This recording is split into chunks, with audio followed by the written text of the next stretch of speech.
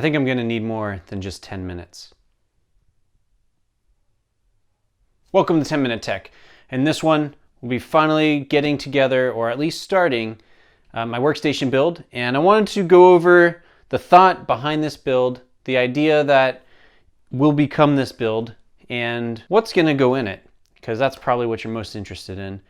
So I based this on the X299 platform, and for this I'll be using the X299 Dark in the i9 7940X. You could think of this as a almost no compromises build, because I did compromise here. This was marked down pretty substantially as compared to a 10980XE.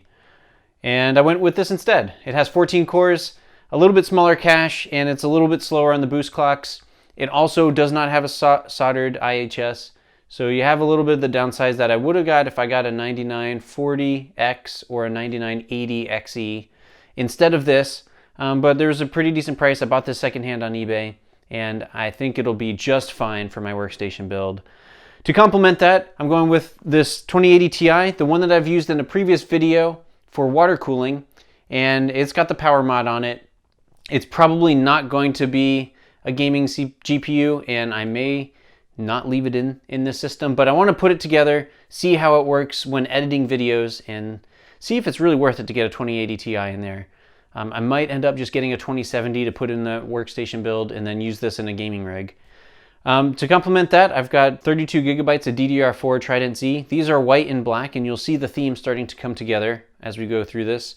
This HP EX920 M.2 NVMe drive, it's 1 terabyte. I'm going to handle all of the local editing and stuff on the computer through this NVMe drive and then offload it to network storage after.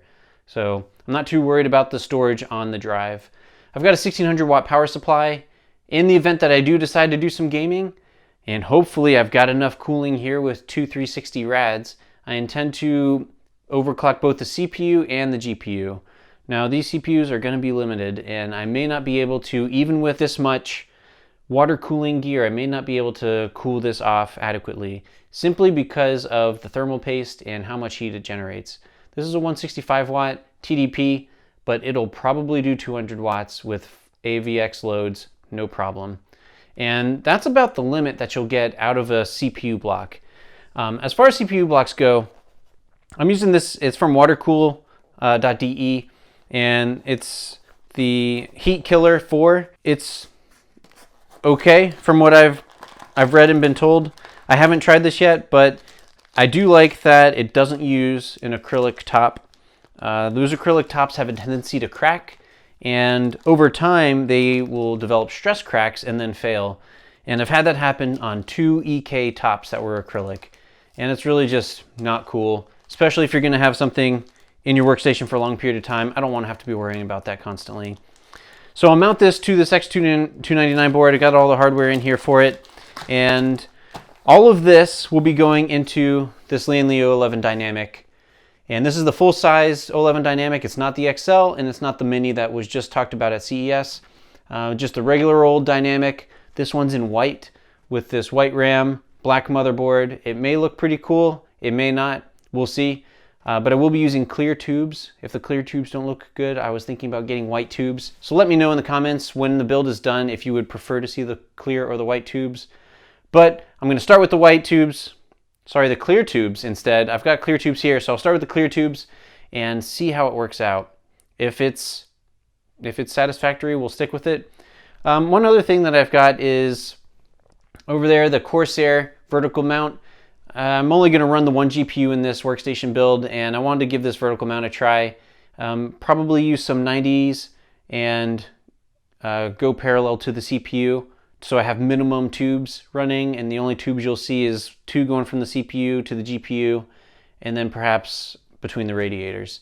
And that should be it. Everything else will be either hidden behind the GPU block or coming from the pump to behind the video card. That's my intent with this build.